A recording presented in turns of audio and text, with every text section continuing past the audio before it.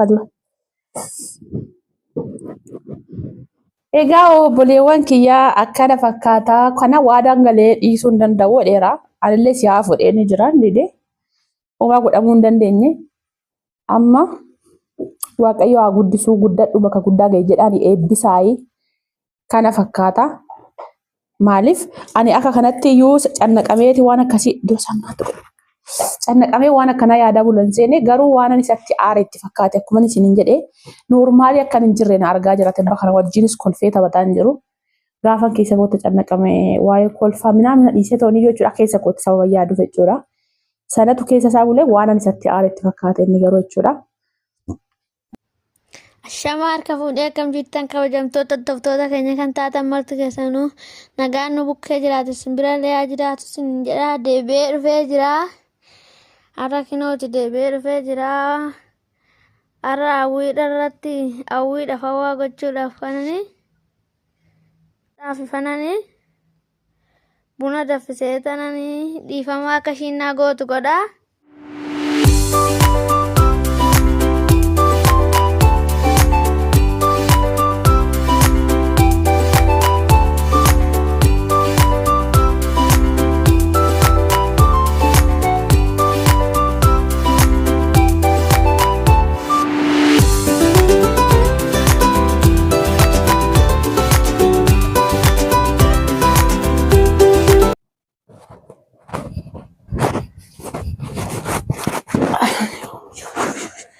Amma kaameraatti salaafii taatee jechuudha waan hundumatti iyyuu shaayii taatee hojiin kan kee ta'e. Kana bada daffisuu jennee bulu. Nandenne amma akka bada daffiste. Xiqqoo ishee deebise. Ashamaa harka fuudhee akkam jirtan hordoftoota chaanaala keenyaa kan taatan marti keessanuu nagaan rabbii lafa iddoo jirtanitti isiniif haa baay'atu. Akkam turtan akkamsa akka nageessanii. Nuti nagaa guuturraa faa qabnaa nageenya nu bukkee ture isin birallee haa jiraatu isiniin jechaati. Namoonni chaanaala keenya faaraa taatan sabiskiraayib laayik gochuudhaan maamila keenyatti dabalama. Kan maamila keenya turtan immoo hanga yoona yaadawwan garaagaraatiin nu deeggarartan galatoomaa isiniin jedha.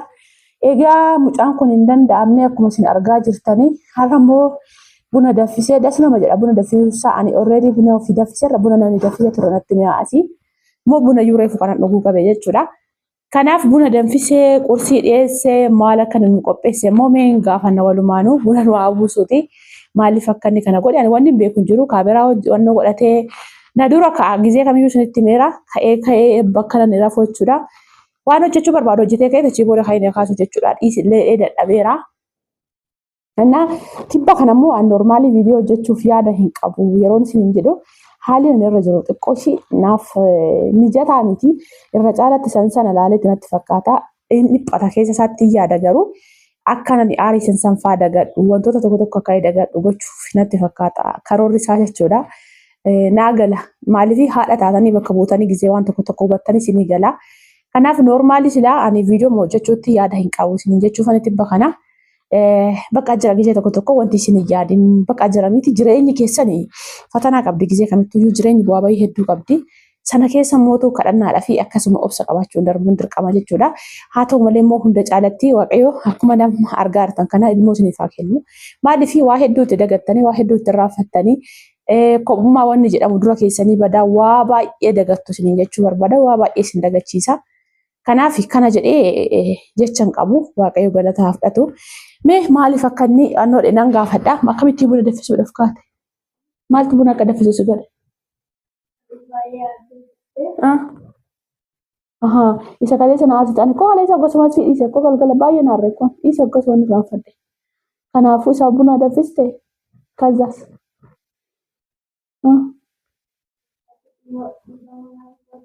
Ani koo sitti naarre maaliif dhiifama si godha si jammar sitti naarre. Haati koo haadhi kamiyyuu yeroo sanitti hin dubbatti sana booda koo yoo surraafatti namni kamiyyuu namatti hin faradu kanaan sitti naarre. Ammoo ani waan biraati kanan aareeru malee sitti naarre kanaaf cannaqamtee buna daffisuun kee bareedaadha baga daffisee daawwee eebba fudhatta rakkoon qabu isti min uwwis kaaltuun na buna qursiillee qopheessite filimee qursii. Egaa kana fakkaatan isin hordoftoota keenya qursiis fidee nu dhiyeessee dhugaa dubbachuu fi akka nama guddaa sanatti dhiphata silaa ofii keetii nyaatumaa fiddee dhiyeessite qaba. Sinitti meera gizee kamiyyuu jechuudha nyaata akkas waan xiqqoo dhadhaa tuqee nyaatu jechuudha. Rakkootti jirra karaa sanaan immoo jechuudha sirriitti jechuudha. Kanaafuu amma kana nyaatu garuu normaalii ani gizeen hojjedhu kaanirra dhadhaa hundi kaanirra immoo zayitii barbaree qofa waan ta'e itti godha jechuudha nyaata hojjedhu sanatti. Kana akkana fakkaata jireenya keenyaan isiniin jedha maaluma hunda keessatti iyyuu waaqayyoo waan hunda caalatti kana isiniin jedhu bakka dhugaan isiniin jira waan aarratti galfattan tokko maaliif qabaachuu isinii kennuu rabbi jechuudha gizee tokko tokko lafa kufaatii keessanitti akka isin nafne akka boruu keessatti tarkaanfatan isin taasisa.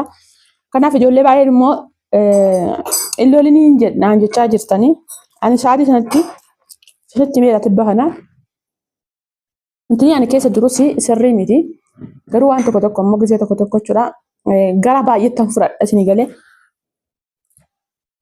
isa kaleessa fa'aa amma bakkeen itti fudhadhee fi haalli isin itti na hubattan tokko miti jechuudha maaliif ani itti aaree osoo hin taane yaada waan adda addaa keessa waan jiruuf inni immoo yaadaan biraan itti dabalaadha. Lakkaa inni si jammar aarii ani keessa jiru sana iyyuu na dagachiisuuf jechuudha. Ani immoo gizeen aada tokko dubbachuurra haasaa dheeressuurra bakka jira miti keessa kootiin haasa'u deebisee ofii kootiin haasa'u immoo ofiin haasa'ee furmaata tokko fiduu wanta nama mudate sana akkamitti akka keessa darbuu qabu sana yaada malee waan biraa yaadu jechuudha. Kanaaf bakka sanan turre yaadan isin jechuu barbaada. Egaa walumaa galatti yuutuubii banii feettanii mee waan inni jedhu walumaan laallaa amma umuriin isaa yuutuubiidhaaf hin geenye asirratti iyyuu ani jammar yaada akka qalbii fakkeessee tananii bakka azim jedheenii akka kanatti amarraree itti fufan natti fakkaanne keessi koo jechuudha. Sa'aatii kanatti inni kan isa fayyadu barumsaa bakka jira miti umuriin isaa kanatti waan biraa osoo hin taane cinqata waan adda addaa sammuu isaa keessa galchuu osoo hin taane barumsa akkasumas immoo boruun isaa maal akka ta'u qabu nama akkamii akka ta'u baratee waan sana yaaduu qaba malee waan akkanaa kun xiqqoo sammuu isaa hin faallessa jedhee yaada.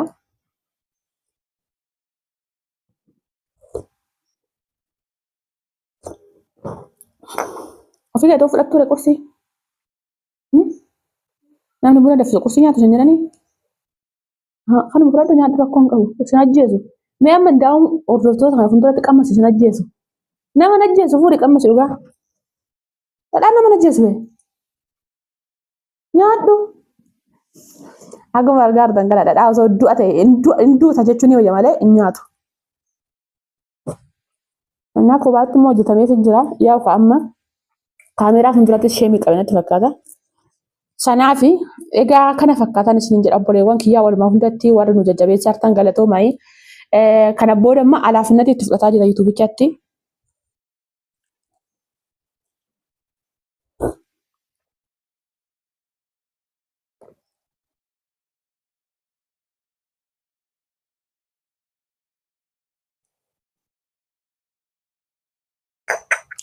Innaa kanan isin jedha buna yoon ho'atti dhuge malee gizee qorree basinan jedhu. Akkana fakkaataa yuutuubii banadhu warreettanii akkanuma haatti itti fufu jabaadhuudhaani yuutuubii banachuuf hin naqqabaa rakkoon qabu annan banaa fi sa'aatiin ga'ee yeroon isaa ga'ee naan rakkoon tokko hin jiru. Innaa walumaa galatti hin beeku maaliif lakkaa amma kana waan jedhu jechuudha bakki itti aara galfattanii amma kana dhugaa jechuudhaaf keessa keessanitti deebitanii gaafa of gaafattanii guyyaa tokko tokko jechuudha gaafa aariin tokko tokko si mudate kan kaleessa sana gaafa yaadattan bakka tokko tokkotti osoon akkas ta'uu baadhee osoon inni dahuu baadhee jettan garuu ani dhugaan isin hin jedha jireenyi bakoo keessatti akkas jedhee hin beeku. Maaliif bakka si jammar jireenyi kiyya maal akka ta'u boruuf maaliif akkan jiraadhu eessa akkan ga'uu qabu maaliif akkan imalu isa yaadee tanani kananani amma har'aa kana isteeppii amma kana deemee dhufee as ga'e jechuudha. Kanaaf walumaa hundatti waaqayyoo jechuudha gizee aara isin galfachiisu yookaas immoo gizee bakka caacataa wantoota fakkiiwwan adda addaa isin dagachiisuu barbaadu maal isin haa godhu immoo isiniif haa kennu. Dhugaan isin jedha amiin jedhaa fudhadhaa kiristoosii baay'ee tokko jechuudha. Kana fakkaata walumaa galatti waaqayyo hunduma keenyaaf iyyuu akka garaa keenyatti waa yaadne hunda isaa nuuf haa guutuun isiniin jedha. Kaarraa immoo chaansii kana caalutti caaluudhaaf isa bakka waan haasa'u isa taasa'an. Amma maal haasa'u ture maaltu jira amma muka biraa. Warra YouTube si baradhu isin jedhan maal jettaa? YouTube banii naan jedhan namoonni baay'een. Mee sagalee kan fayyadu badhugaa maal jettaan?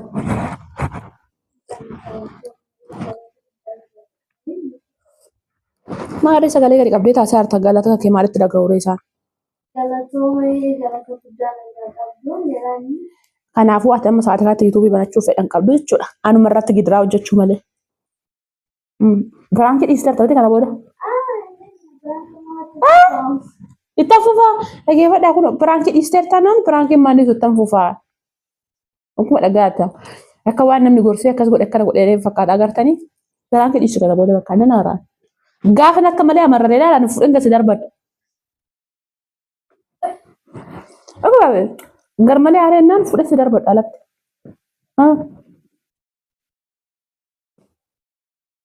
Eshi asitti illee hojjetta amma gara fuulduraatti yoo kuyyuutti galee yoo biyya keenyatti galee amma akkanatti hojjetta.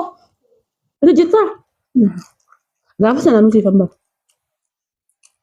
Asitti bakka barbaadde dhufa keessa deemtee waan barbaadde hojjechuu dandeessa waan ta'eef gaafa sana siin banaanu YouTube. Innaa kana fakkaatan isiniin jedhaa akkuma argaartan kana garaa keenyaaf ni eeganaa itti fufaa. Bichaaka maaltu akka duuba jiru hin beeknu. Walumaa galatti ilaaluuf jirraa isinis jajjabanni keessan waliin haa ta'u sa'aatii kanatti dhugaa dubbachuu fi baay'een keessan sirriitti nu jajjabeessaa jirtanii ammallee akkasumatti itti hafuufu. Gara fuulduraatti immoo maaltu jira maaltu ta'ee maaltu si cannaqee wanti jedhamu waa baay'een keessan gaafii na gaafachuun keessa hin oolu arguuf jirtanii. Kanaaf sa'aatii kam keessatti wanti dhala isiniin jedhu yeroo cannaqamtanii dhiphattan tokko rabbii tokkichatti malee nama kamitti yoo rakkina keessa hin namatina. Waaqa isin uume alatti dabarsitanii keessa garaa keessanii fageessitanii namaaf hin laatina. Achi booda immoo rakkattanii akka nafne yookaas immoo rakkumti xixiqqoo nu mudateedhaa fi akka keessa hin dabarree isinitti hin fakkaatina. Hin darbama dhugaa dubbachuuf jechuudha. Immoo dogoggora keenya ilaallee akka barannu. Yoo tokko jechuudha maafan dogoggoree fa'aa gisee jettan jiraachuu danda'a. Garuu yoon dogoggoree jechuudha. Kaleessa bagan dogoggoree osoo isa kaleessa sana dogoggoruu baadhee sarraan sirreessuun jedha. Kanaaf ammas immoo dogoggora kootti lafa kamittuyyuu akkan gara fuulduraatti tarkaanfadhu yookaas immoo akkan gara fuulduraatti cawna taasisa malee keessa kootti deebi'ee ittiin gaabbu dogoggora kootti jechuudha. Kanaaf isinillee yaada akkasii sana qabaadhaa fuulduratti imaluu barbaadan isiniin jedha. Ani xumureedhaan maaltu safaree galateeffattee. Miidhaan naa dhiquuf kaate akkasitti turte isaanitti haasoftee turte dura akkasitti miidha immoo gisee hunda gad jedhee ni qadha yoon jedhee na arga akkas jedhanii hin beekta sa'aatii kanatti jechuudha miidha dhiqachuun baay'ee ulfaata. Naani waan barii rafaa taa'ee kan akkasitti dagalfadhee taa'ee dhiqadha jechuudha. Naa amma immoo miilalleen waadaa galeen ture dura osoo ati nan argini haasa'een ture miilan sii dhiqaadhee mee laalla waan inni gochuu deemu amma finneetuma laalla walumaa kanaafuu xumure qaba. Arguuf jirra. Daawwani ganama shintibeetii dhaqee tanan shintibeetii irra akkasii miila dhaabbadhee dhiqachuuf ka'ee arguuf jirtan kun. Kanaaf ijoollummaatti waan qalbii akkasii qalbii fagoo kana fudhee keessa godheef hin beeku. Baay'ee tokko cannaqama baay'ee fageessee yaada. Bichaa waaqayyo waan hundumaaf iyyuu jira miti ilma namaa keessatti waan rakkoo kam keessatti dhufeetti iyyuu fayyaa kennee fi anaafis fayyaa nu kennee naa kennee tooniyyuu jechuudha. Nama boruusa argu rabbiin haa taasisu. Kana bichaa hundi keessaniyyuu kadhannaa naa godhaa isiniin jedha. Mee amma immoo miila si dhiqu malee jedheera hin laalla. Anis buna koo dhugaatii numa naasaa. Kana fakkaata hordoftoota chaanaala keenya. Bishaan immoo ho'isee.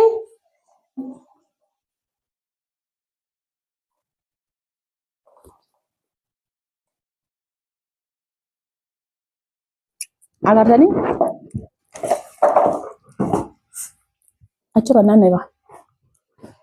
Achirra joogii bicaa waan nuti naqadhu ishee bicaa sana cina gaafadhu ishee kan itti naqattu. Isa achirra godhetti nima. Achirra dhaabbadhu.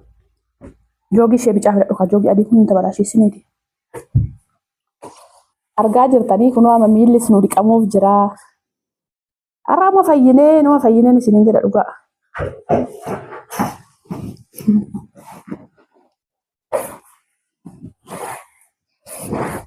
Boota shaakala kanatti hin garagara. Garuu immoo bishaan ho'a ta'ee narratti naqxee na luqqistee na an keessa hin jiru. Baqa. Qonni waliin cu'aara. Dhaara bagee taasise. Maali hin qonni luqqisa seete? Waaqa bishaan qoraatti dabali lakkila. Kunaaf keessa bishaan qoraatti naqi.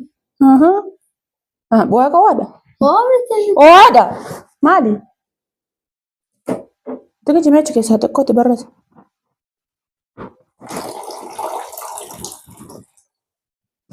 Begitu.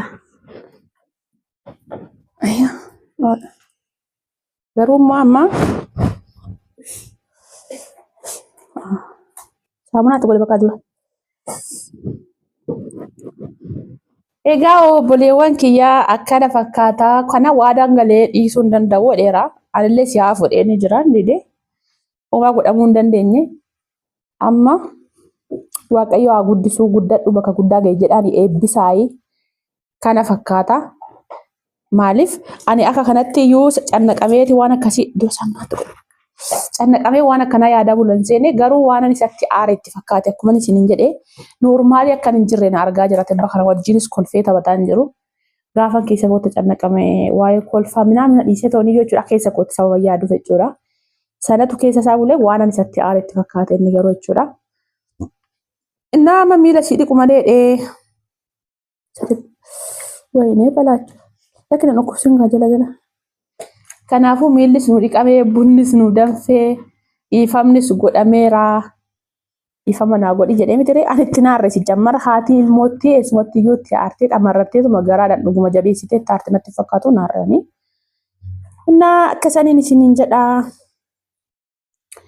Waanuma hundumaaf iyyuu jajjabinni keessan amma yoonaa nu duukaa jiru galatoomaa ammallee akkasumatti itti fufettaa ta'uun isiniin jedhaa baay'ee isin jaalanna baay'ee isin kabajna turtii gaariin isiniin jedhaa.